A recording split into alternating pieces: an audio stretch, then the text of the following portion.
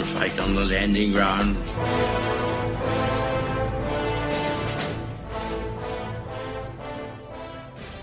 Thank you for joining us.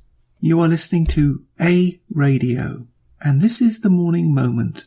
Please click on the follow button on Spreaker.com. This piece is from the Kingston Whig newspaper in Ontario, Canada. It's a piece by Jeffrey Johnston, and it was published in April of this year, 2018. This piece is entitled Defending Liberty in the 21st Century. This is just part of the article, and I will put a link to the full item on my site, as always. But for those of you who think that 57 Genders has acted extra-constitutionally and should be brought to account, take heart from these words. Freedom should never be taken for granted. Liberty is precious and must always be protected and nourished. Every individual who values liberty must be ever vigilant, because there will always be those in government and society who will attack the rights and freedoms of the individual. Power-hungry elites, ideologues, and social engineers will always attempt to take away free speech and free expression and freedom of expression, starving liberty of ideas that give rise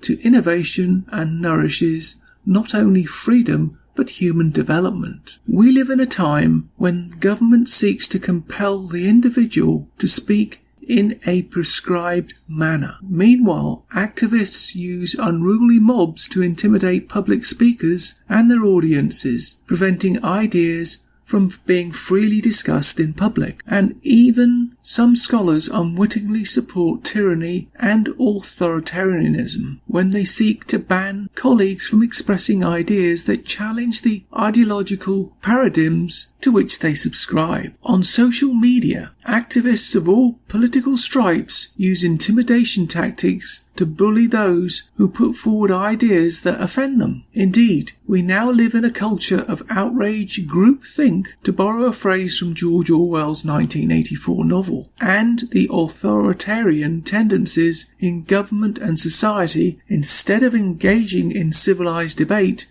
many users of social media attempt to silence others with profanity-laced insults, allegations of racism or some other form of discrimination, and vapid slogans that neither inform nor enlighten. John Stuart Mill published his masterful treatise on liberty in 1859, and his examination of the rights of the individual and the limits of societal and state power remained potent, especially relevant in political charged and increasingly polarized times in which we live. Not only does Mill address the importance of limiting the power of the state, he describes society itself as the tyrant from which the individual must be protected. Protection, therefore, against the tyranny of the magistrate is not enough, Mill writes. There needs protection also against the tyranny of the prevailing opinion and feeling, against the tendency of society to impose by other means than civil penalties its own ideas and practices as rules of conduct on those who dissent from them. Interesting thought. That sounds strangely relevant to me to today and what's going on in Canada with 57 Genders Trudeau bypassing our constitution. And remember, this was back in 1859. Your thoughts?